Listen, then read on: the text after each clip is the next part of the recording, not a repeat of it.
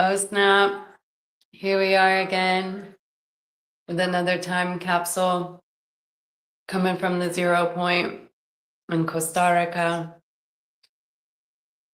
We're really on a roll with these, just dropping them in 3 days a week, connecting the grids, connecting the codes, really invite the interaction.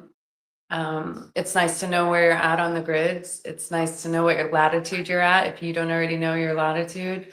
It's cool to know your galactic kin. These are all just initiations into the time traveling dimensions of this reality, the mathematics of the universe. And we like to have fun while we do it. So, oh, and Eduardo might come on. He's chilling over here right now. I'm hoping he does.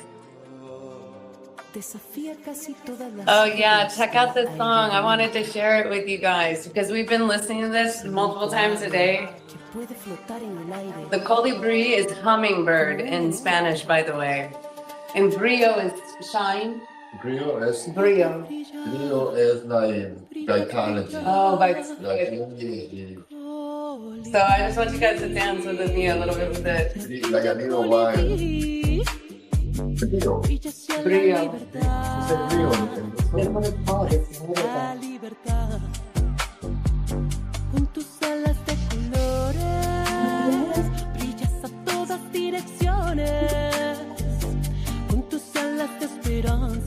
you need to translate it for us on Monday.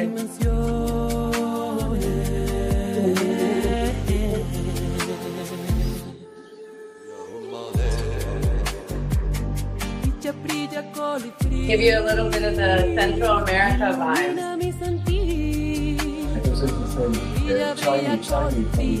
Shiny. Brillo. Yeah, brillo. It's like shine. Different holiday. You let me to be happy. You teach me to be happy. The shiny hummingbird teaches me to be happy. With your life, you learn me to live. With your light, you teach me to live. Yes, you know what? I haven't been doing ecstatic dance in a while, even though I think they've been hijacked a lot. But it's so important to move your body and have a dance. You know, it's just good to work with the energy waves. Always dancing, always singing, no matter what is going on. You rewrite the script with the dance and the song. Just change, you can change anything in a moment with the music, right? It's just like you could be going down a street that's like a little dark and lonely, and then you're just like, oh, whoa, let me get up here and fly like a colibri. Let me shift my perspective. Let me flap my wings a little bit. Let me rise above. Let me levitate into a more eagle-eyed perspective or a hummingbird's perspective.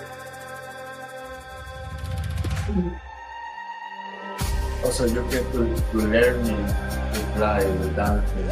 You can learn how to fly with dancing. Oh, that's true. Steering the tornado. I remember this very famous dancer, Russian dancer, Ginsky, very famous because her jumps he levitated. He stayed 1, 2, 3, 4, 5 seconds in the air, he landed. All this school, not only Nijinsky, Rudolph, so many Russian dancers. Yeah, we're here for the levitation. And you cannot levitate if you can't break through your mind. To even consider the idea and to break through your mind about what you think levitation is, what you think telepathy is, what you think shamanism is. Thanks for playing that, so fun. You know what I love about the hummingbird? She's so little, but she's so big. They talk about how the hummingbird, her wings are flapping so fast, right? That she burns so many calories in her movement. They say that her movement can be felt around the world. Like the wind will blow around the world from the flapping of the tiny wings of the hummingbird.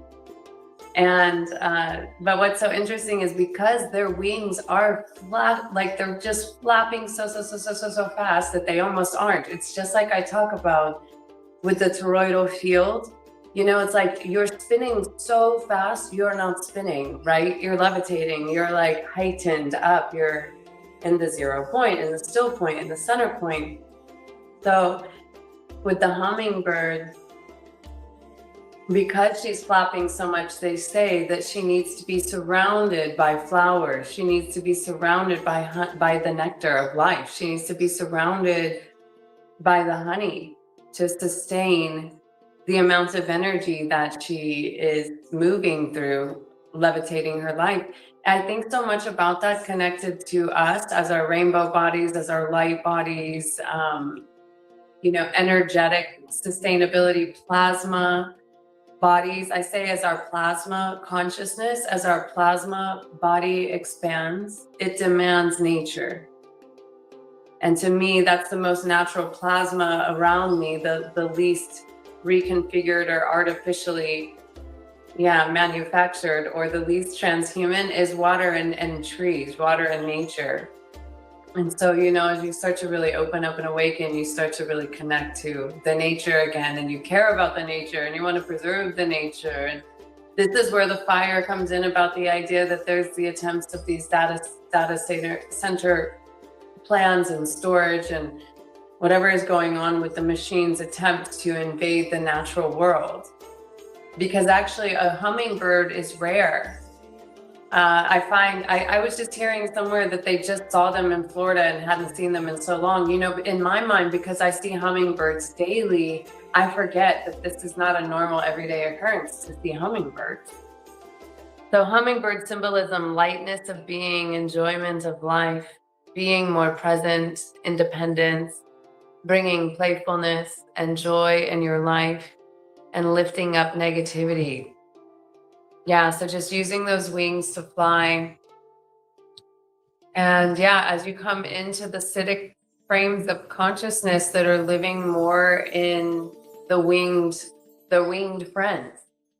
That's what the cities are about. They're about embodying the divine consciousness. This is why you would always see that divine, let's say, kingdoms or queendoms, or the evidence of the traces of civilizations who have hardly been really justified and taught in what's been written, because obviously there's a limitation in the communication from, you know, Smithsonian's and history books and the rewriters of history, right? But these kingdoms, these sacred architectures were in sacred points in the earth, sacred locations. And nature is a big piece of that, and pure water is a big piece of that. And so the importance of preserving the nature and the pure, clean water, because we're remaining in our organic intelligence, pure human, but also far more than human, all of us. When we remember, so the gene key that's connected to the 8 is to the hummingbird is the 8. Gene key, hummingbird 8, which is from the shadow of mediocrity. Beyond the comfort zone, moving beyond the comfort zone, from the shadow of mediocrity to the gift of style, to exquisiteness, the diamond of the self. And the 8 is a Palladian code. It's directly aligned in the mathematical tropical calculations. We're working with middle of May, middle of November, late degree Scorpio Taurus codes, as connecting these Palladian portals. Yeah, here's the 8. This is a big one for me, actually. This is my Chiron wound in Taurus. This is my my evolution sphere in the gene keys. It's the programming partner of the 14.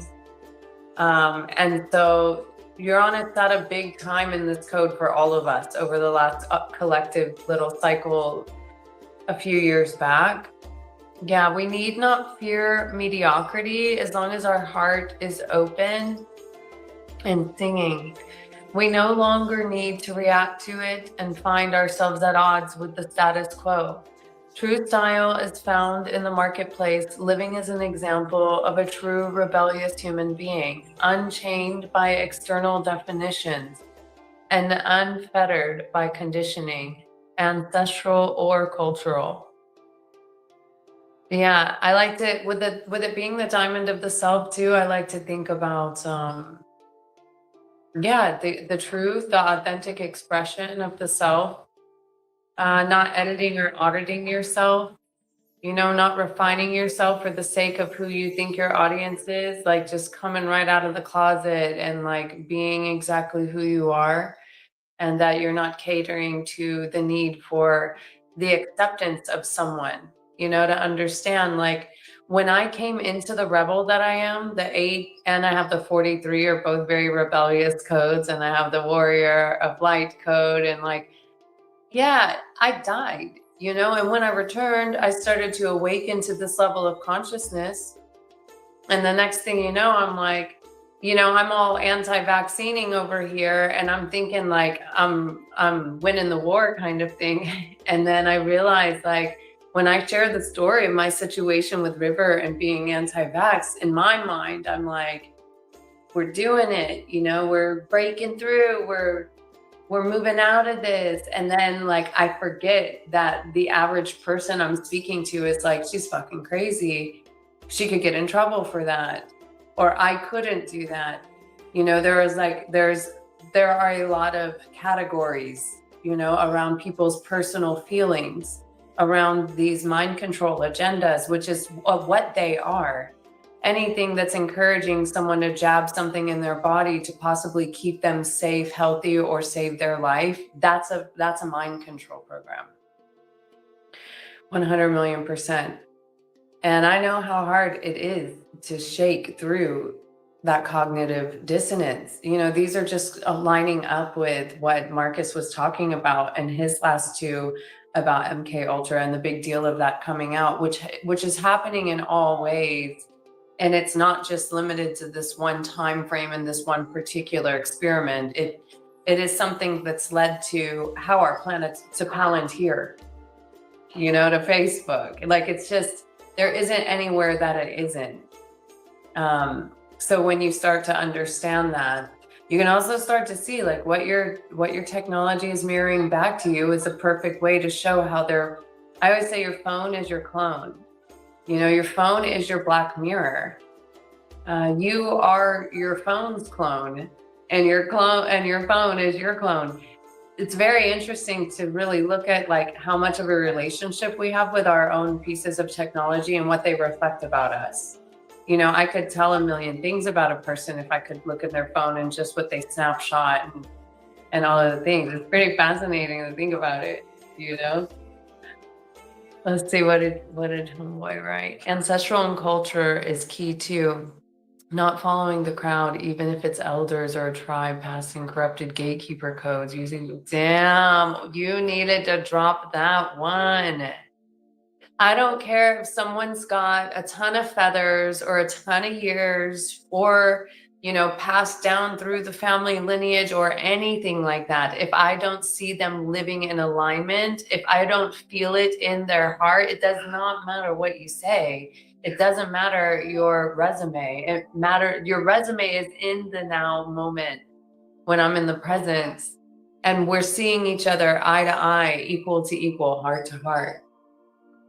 Right? So this is real sovereignty, is that you don't need to look up at anyone and you don't look down at anyone either. There's a bowing down to no one. There is a stepping up and a rising up in balance and equality. And today, earlier, I was seeing this imagery of a kings and queens court. And I saw that there were many kings and queens. Many kings and queens. And I saw that in order for a council of such nobility and valor and virtue to exist, that meant there had to be many humble kings and queens. Because the last cleaning up of any distortion is that there's just one. There's just one king and queen. Like, that is something within ourselves. But for some reason, like, the king and queen archetypes got pretty distorted, and they look like, you know, abusers and hierarchies sitting at the top, when I've always said the true measurement of a king and a queen is the success of its kingdom.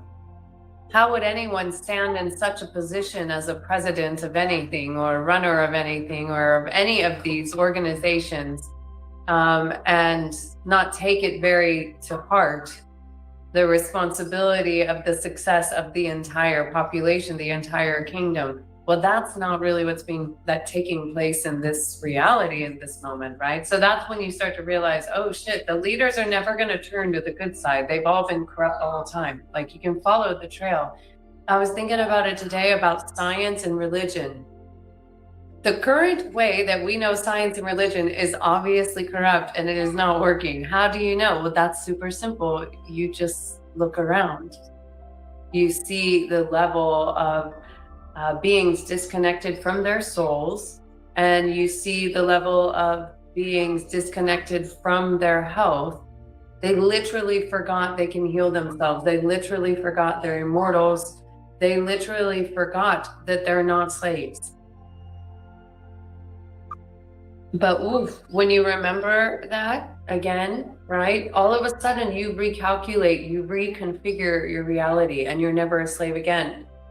And this is the real rebellion. And it doesn't have to look strong. It looks like living. It looks like walking out. It looks like creating the next thing. It looks like walking through something. It looks like shedding something. It looks like living to tell and letting go. Like, our body is our life is the testimony of where we're going into the future. We are the way, we are the truth, we are the light. What does that mean? You know, from a biblical, from a Christ, from my personal perspective. You know, some of us are getting orders, some of us are getting the calls, and we're definitely here to live that, talk about that, and gather the tribes. And it's much easier to stay strong when you are surrounded by others that are going where you're going, and without getting cult-like about this shit either, because everything always turns into a cult. It's so creepy. I'm not sure why it's got to be like that. Yeah, you have to be able to make decisions on your own. We don't need a bunch of bosses running around, you know, screaming orders or anything like that. This is the Synarchy Gene Key 44. This is the communion and the synergy Gene Key 45, which are actually the eventual ending of money and poverty on our planet.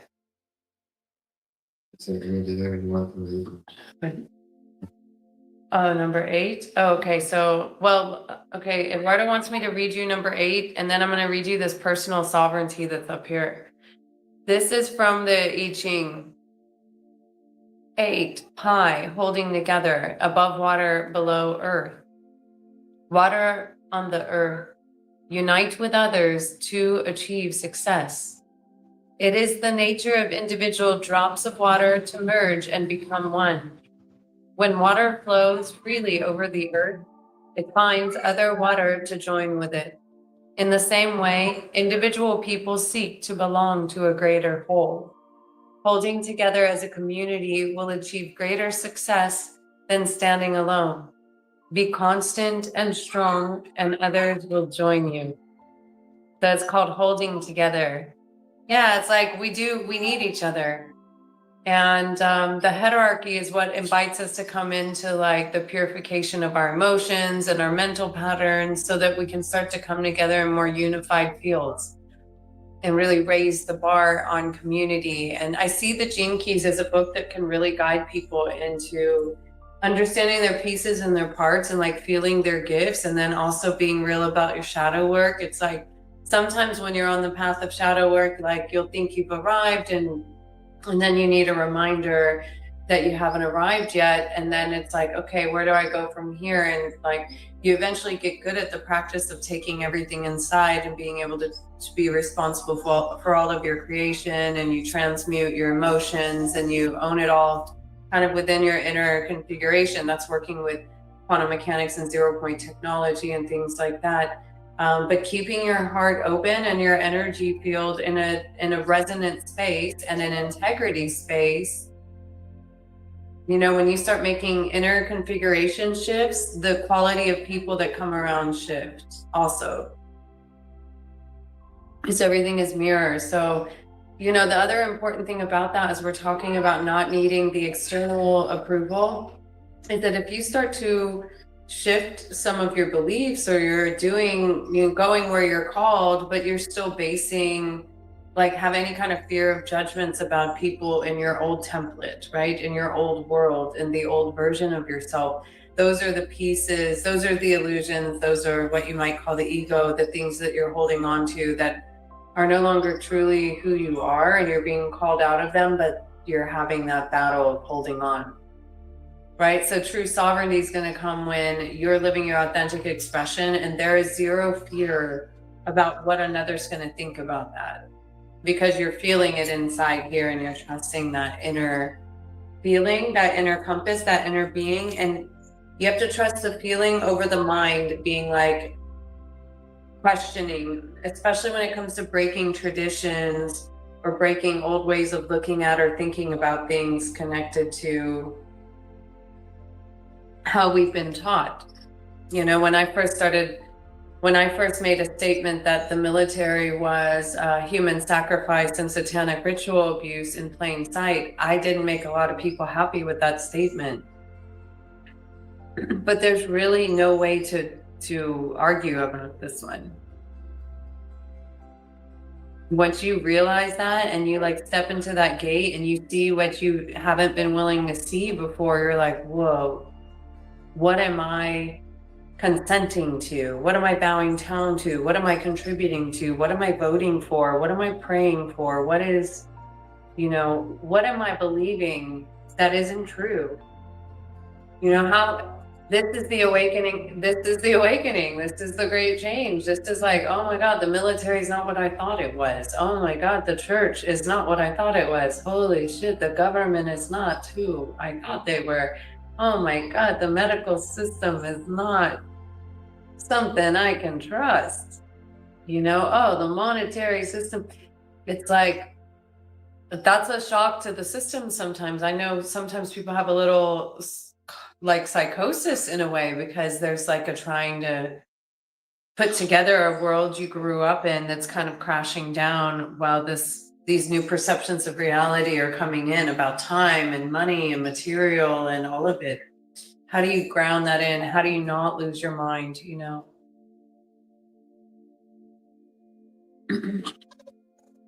You know, we die every moment, but I'll tell you something interesting. We saw some people drive by today that indicated something with police, and not a normal thing down here. And then eventually we find out that someone took their life down the road from us, maybe today or yesterday.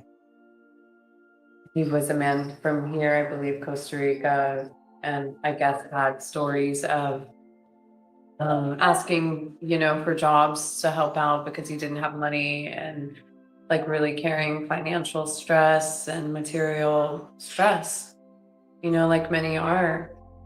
And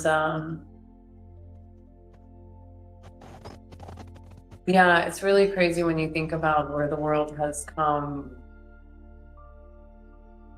You know, we're talking about a free planet that didn't exist in that. We're so programmed by money. People still, even when I talk about the future of worlds without money, they cannot get past trading something and bartering something. They just can't get past it. It's like, for some reason, we're addicted to the idea of needing to trade like that. It is one of the deepest programs of our separation. And that's why I always say, you know, the true Christ has returned when the money's given back to the people. It's, oh yeah, we're in gene key 53 and 54 right now in the tropical. The 54 is the ascension code, and it's the shadow of greed. Greed is literally what keeps people from ascending. And so ascension, you know, you start going from the I, me, my to the planets, to the whole. The 54, eventually it talks about a reconfiguration in financial systems, like networking and businesses coming together to serve whole communal visions. And I can't think of all the words of it. 54. Sometimes I write keynotes that are nice little, I hope you're enjoying the kids playing in the background. Oh, so Gene Key 54, the serpent's path, from the shadow of greed to the gift of aspiration to the city of ascension, and it's connected to the physiology of the tailbone. And I wrote here equilibrium in the global economy and higher communal vision, transform entire planet, create a better, more sustainable world. Yeah, it's talking about blind greed and the purpose of greed to pressure human tribal groupings and individuals to be materially successful. You know, I met enough people that are materially successful, but they're not actually successful in like feeling love. You know, so there's like, we're looking for material to feel an immaterial hunger and desire, which is a deep satisfaction within. And like, we've just kind of had a carrot hanging in front of our face that we think this is what success and satisfaction will look like, when that's not true. I saw someone post today, like, when you need nothing, you know you have passed the test or something like that. And it's super interesting to consider my journey with the material realm, you know, and the near-death experience was a big part of an induction of sorts into a new state of consciousness.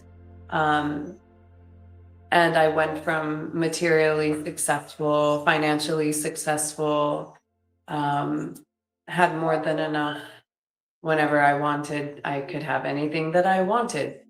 And so eventually on my path of surrender, on my path of divine will, and on my devoted path of leaping into the void and not holding on, which is what I was called to do, which was written in the script for me, you know, was to trust this thing beyond all the mental, like, hold on, save some money for the future, invest your money in blue. I was like, I'm letting go, I'm letting go, I'm letting go, I'm letting go, I'm leaping into the void, I'm jumping, I'm jumping. I mean, it's led me from a world where I could just swipe and get whatever to, I don't have bank account now.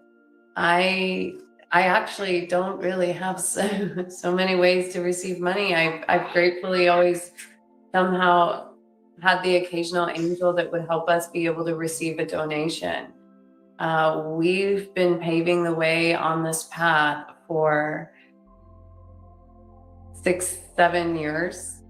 And I hear the chatter out there about, you know, belief about your value and your worth and poverty consciousness. No, this is not poverty consciousness here. This is moving beyond prostitution of our energy, like remembering our divine birthright of living on a planet, remembering that we all have value and we're not here to be used as human resources, as slaves. And so I'm in the constant realm of creation and imagination about what's something I've called the Da Vinci Code. It's the idea of what would the world look like if everyone had everything that they needed. And I don't mean want or desired. I don't mean consumerism attacks. You know, it's easy for me to live more simple here. Because I'm not driving around in a car looking for the next place to spend my money. You know, it's like I completely went from external reality to internal reality, to the sitting and to the stillness, to the inner planes. And I know there's like this coming back out that's happening slowly, but with that direct experience that I've been going through, going from having all the finances, having access to, like, leaving that behind, to dematerializing, so to speak, it's like going through the eye of the needle. I speak vision and I have vision and imagination into realities where the basic needs of communities are met, and not just because they signed up on a list to do these things, like that there are that this isn't about proving your worth, like trusting that there is something much more self-organizing intelligence where everyone knows their piece and everyone knows their part, you know, and we all come into collective resonance beyond one individual's money, one individual's wisdom, one individual's energy, you know, and start to come together and prove collective systems of intelligence, you know, families, galactic families, cosmic families, fractal families, monad families, self-organizing intelligence. A lot of us have been just holding pillars and beams around the earth at certain planetary locations. And now is going to be a time that we start to come into council with each other. And that those coming into councils in the physical realm, sitting in the councils of equality with the balanced kings and queens that are not playing around. This is here to be of service, here for a divine intervention mission. Many are called and remember to rise to the occasion of such an order. And those final little kinks that need to be figured out are whatever our own personality, egos, personal importance, fill in the blank, that need to be cleaned out in the distortional queen, king energies to come together into a court of kings and queens, you know, of a planet. You know, in service to an entire planet, in service to an entire people, you know, and to really call those in. This is always the invitation that we're calling in, and we have patience in this game that it takes time, and still there are things like travel arrangements and monetary and things like that. But the vision continues to be that I see visions, I see possibilities, I understand the idea of laundering money, of cleaning money, of post-capitalist philanthropy, of people ready to give to good causes that are here to serve and assist with the planetary ascension and the raising of the planet's frequencies, you know, to navigate what we're being called into right now, ascending the earth. Yeah, I imagine that the monetary and the basic needs of the ones that are here to do those types of things, number one, will start to be valued, honored, and recognized beyond the individual transaction. This is the real communion. You know, just like churches have been operating and they have billions of dollars, but there's still like poverty in their towns. Like, you know, one of my dreams and visions actually is to be able to sustain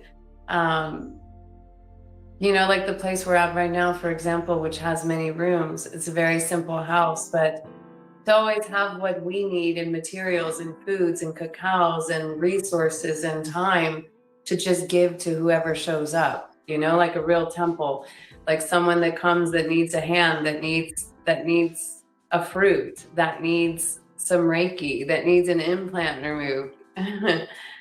You know, that needs a loving hand, that needs a star map read, you know, that needs to feel connected to to family, to remember they're not alone.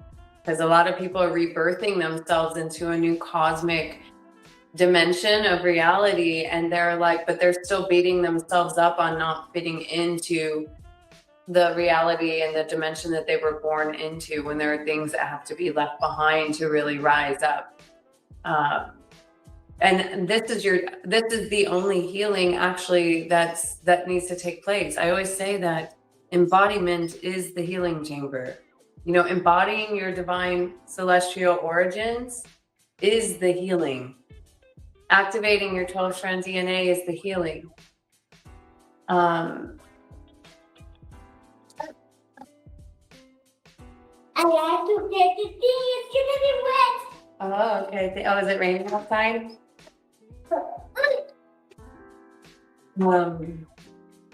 Se está mojando. All right, so Eduardo's just helping River out for a minute. I think I'm actually done talking for a minute, but I want to see if Eduardo has anything to share. But maybe you can share. I don't know. Papa can help you with that. I wanted Marcus to share with you a video of the waterfall that's just over the Rainbow Bridge here that we like to take people to. We went there the other day with a friend's invitation, and super beautiful, super powerful. We work with a main river in this area. We're at the base of the mountain in the highest area of Costa Rica. Chiripo is the highest point of Costa Rica. And so lots of easy water here. Yeah, check it out.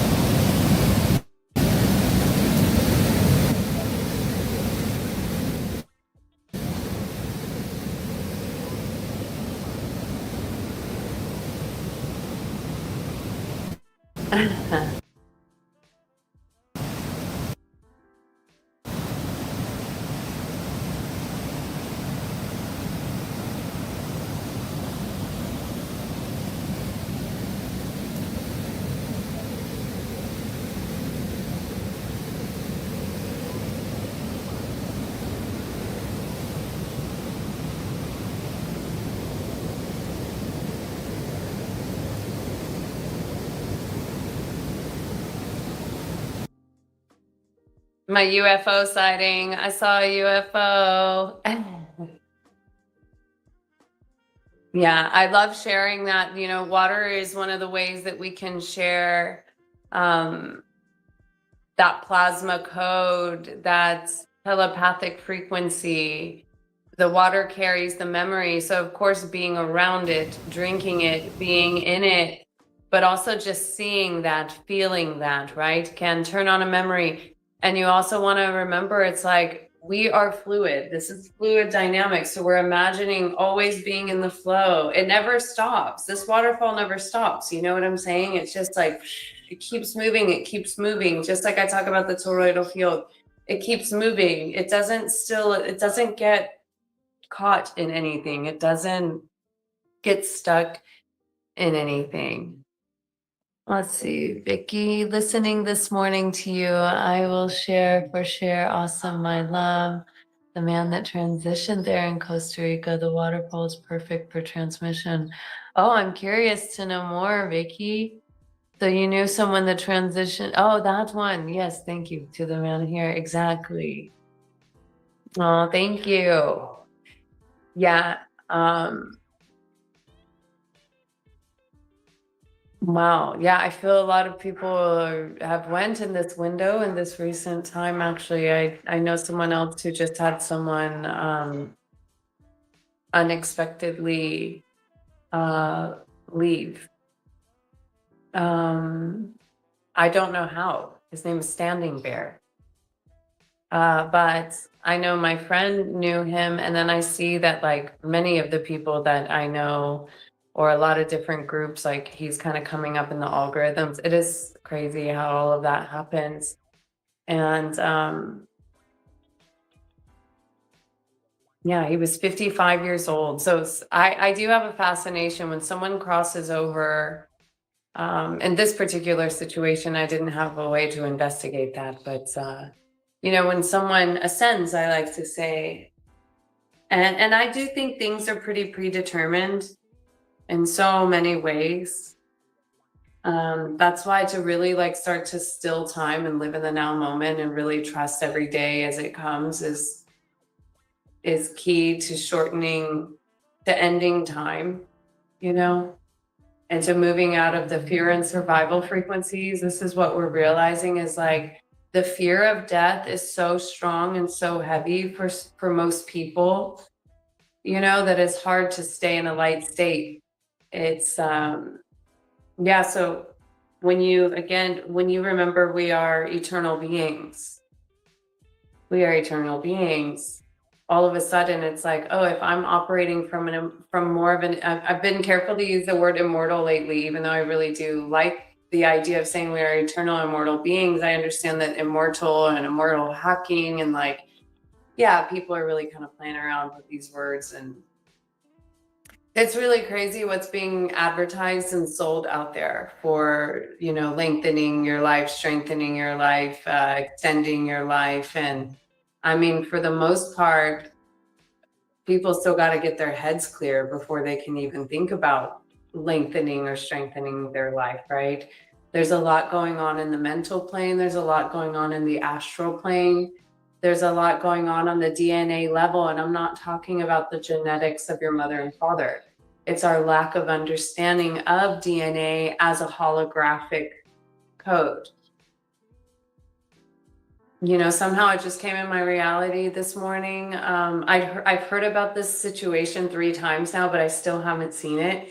There was a dude that was working with DMT, and then he used some kind of laser beam, and there was literally like a calculation of numerical code in the grid, and it would change with each item. Like there was almost this unknown, invisible numerical coding barcode to the physical reality. And sounds a little crazy, but people are starting to talk a little more about like, is this a hologram? Where do we come from? Who's running the show here?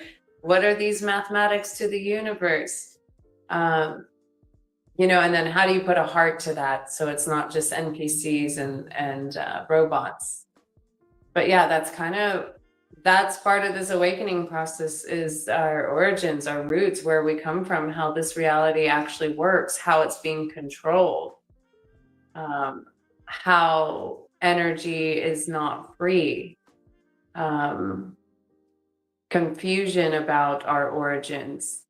And when we start to get a little more certain about that, we're starting to go back on the inner planes. We're starting to trust ourselves. We're empowering ourselves. We're remembering within ourselves. We're like, okay, I'm imagining there's some memory inside here. I don't need to channel it from another being. I don't need to pay someone money for it. I'm just going to start like going in there. I need to hang out in there. I need to get to know myself beyond these stories I've been telling myself, you know? What am I willing to let go of for new information to come through? What repeat thoughts, feelings, and emotions or resentments am I playing out that aren't allowing me to expand my consciousness into new stories? And so congratulations, we've all come together in this dimensional field so that we can remember, you know, our root origins and being sacred architects of a new creation. And all are called to the table for that, in service to the whole, very law of one, very service to the whole, very surrender to the highest timeline for the greater good of all. In all humility, we serve with zero ulterior motives or agendas. And that is guardian. That is dragon. Those are mother father codes. Those are Sophionic correction codes. Those are Christos Sophia codes at planetary service. Not here to be sold out, not here to be bought out, here to just speak the truth with honor and integrity, to hold the pillars of justice, to be the actual Justice League, you know, by holding righteous command in our star fields, in our energy fields. Let's see, folks think they can skip the ascension process by using tech advancement when vibration never lies on the karmic scale of self-accountability. Part of why Atlantis collapsed. Yeah, the vibration never lies. Oof. Yeah, this is not, we're talking about the organic ascension. We are here for you are invited to the organic ascension timeline. And we don't need any artificial crutches. I have utilized a little bit of responsible use of psychedelics on occasion. But the more important thing is, you know, and I'm seeing that. I'm seeing, like, especially here in Costa Rica, there's a lot of people that come here for medicine, take medicine, serve medicine, and I believe in the power of it. Sometimes we really need to crack some codes I believe that these spaces need to be held with full integrity, zero ulterior motives, with pure, holy, clean fields of energy. Just that alone is how we purify. You know, we raise the bar, we work more in frequency resonant fields. But I'll say, like, I've met a ton of people that have taken a ton of medicine and there's still so much going on. It can't be it. You can't just have it without the work. You know, you can't have it without the willingness to go in and do the actual work and face everything in the mirror and take responsibility for the entire creation. And yeah, really to keep the heart open no matter what. To keep the heart open and to be able to move in the energy field, like energy, like water, like flow, where like you can be brought up or you can be brought down or you can be, but you can get right back to the center. So, you want to say anything, babe? Are you feeling good over here? That's fine.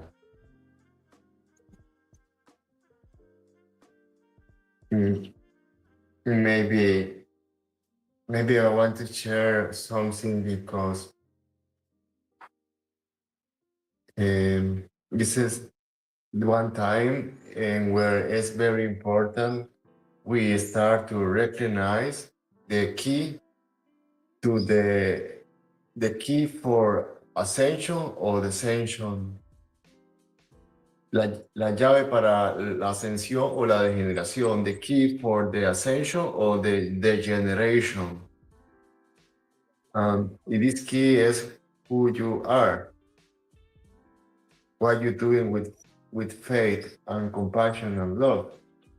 Yeah, I want to share this experience. So time ago, maybe I have 15, 16 years. I am a surfer this time.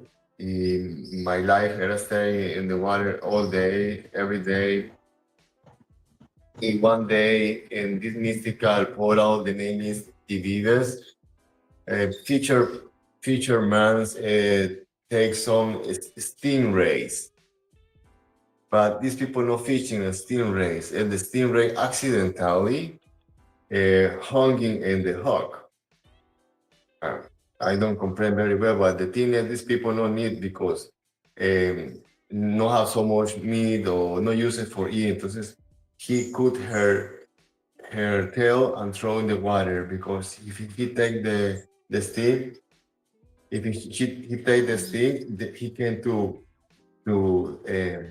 penetrate. It has very painful, so painful. The point is, I found that so many of these stingrays in outside in the sun. Yeah, start to help with so much love. Take the stingrays, he put in the water. He tried to help to fly or swimming again. I have this beautiful experience with these beings. And always when you are inside the water, these beings jumping next to you, flying, poof, dying in the water. I always have this admiration and this contemplation for these beings, and all water beings are so beautiful. But the point is, River and me are in Jaco Beach. Maybe this is 4 years ago.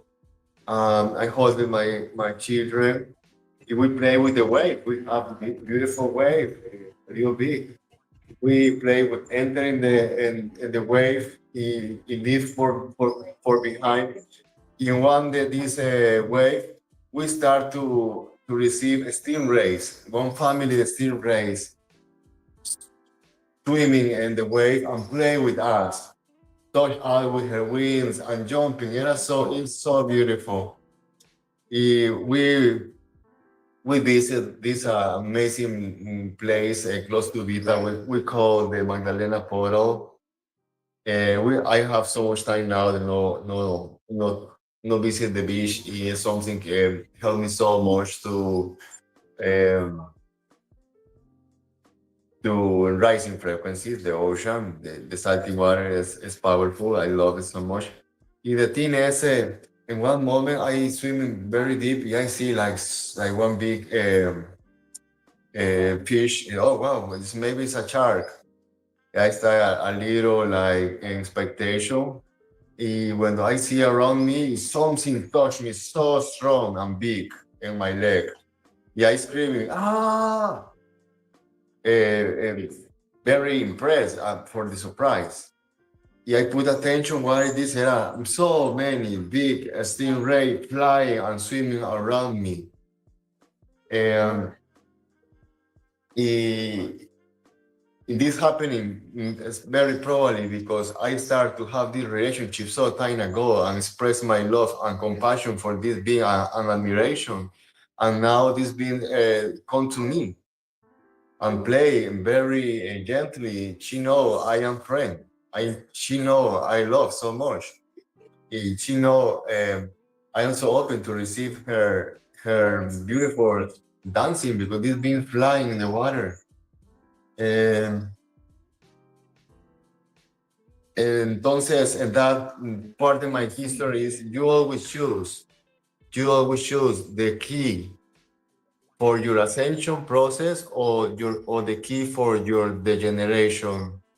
You choose. The life is in your hand. It's like one bird, pájaro. If you squeeze it, you kill the bird. But if you open your hand, the bird flying. This is all. Baby, I finish.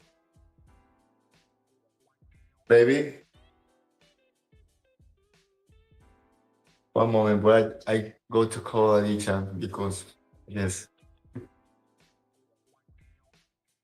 Baby, I finished, baby. You don't have pleasure. What's up? How are you? Imagine waking up every day, convinced your thoughts are your own, only to realize they're scripted by invisible forces. What if the very lens you see the world through was installed without your consent? Welcome to the first strike in reclaiming your psychological sovereignty, defining conditioning. Conditioning is the silent architect of your reality, the accumulated layers of societal norms, cultural myths, family expectations, and past traumas that dictate your automatic thoughts, reactions, and choices. It's not just habits, it's a programmed filter that warps your perception, turning free thinkers into unwitting puppets of the known.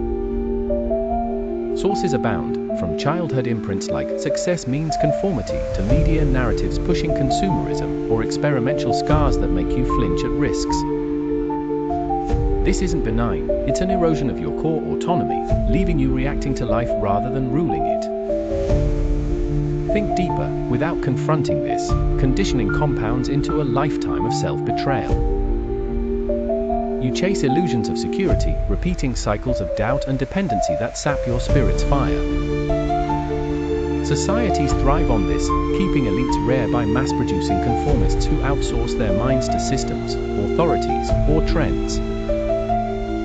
Over time, it fractures your sovereignty, relationships become battlegrounds of projected patterns, decisions echo forgotten pains, and your potential withers in the shadow of the known. Generations pass this chain unbroken, trapping collectives in fragile ecosystems where true innovation and interdependence die under the weight of unexamined scripts. From scripted prisoner to sovereign architect, what if this definition is the key that unlocks your unbound spirit? Break the chains. Hit the subscribe button to see us again.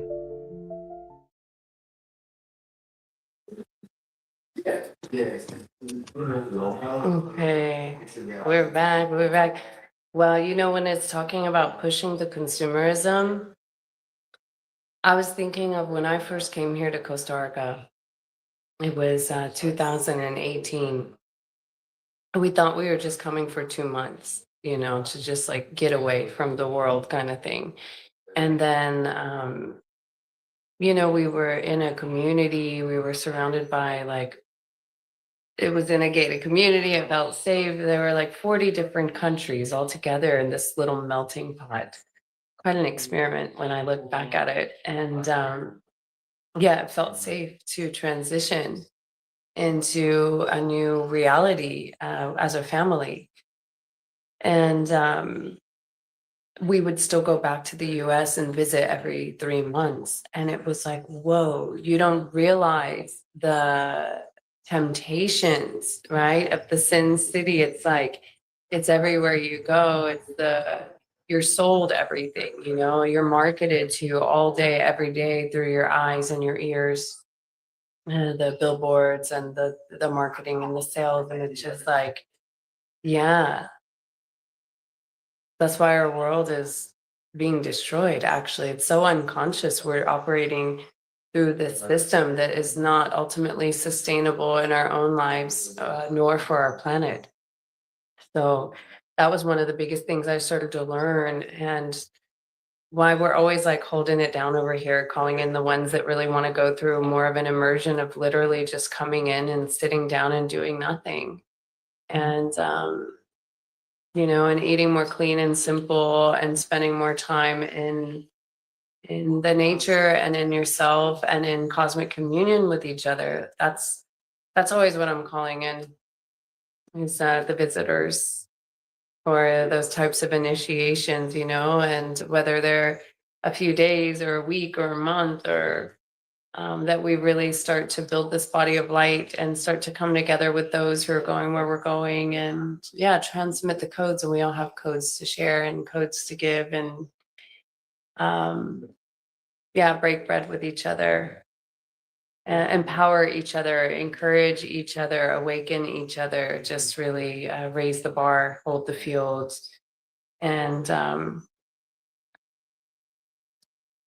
yeah, so that's always a long-standing invitation for those that feel the call to come and visit, and for the ones that want to work together a little more.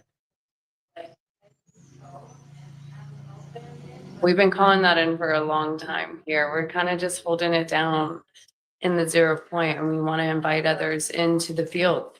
That can be triggering actually in so many ways too, because we're so like busy and reactive and like needing to do things versus like sitting still. There's like a lot that comes up in the sitting still and the simplicity of life. Like that's when you start to become a little more aware of what's going on in your inner plane and doing that transmutation work.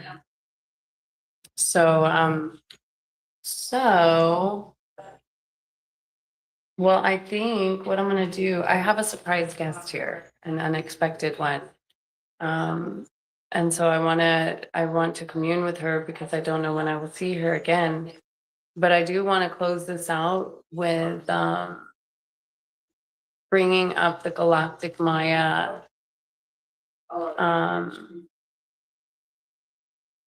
Tzolk'in for today. Today is 2/11 blue electric monkey. We're in the 3rd day of the red moon cycle. The red moon is about the purification. And so the 3rd day is about the electric tone of bonding, service, and unity. The monkey is about magic, illusion, and play. And the blue energy is about transforming. So today's a transforming day. Yeah, 2/11 electric monkey. And then tomorrow we'll go into the human day, and then I'll see you all on Friday. Yeah, this is an activating day, and it's in a galactic activation portal. I activate in order to play. Bonding illusion.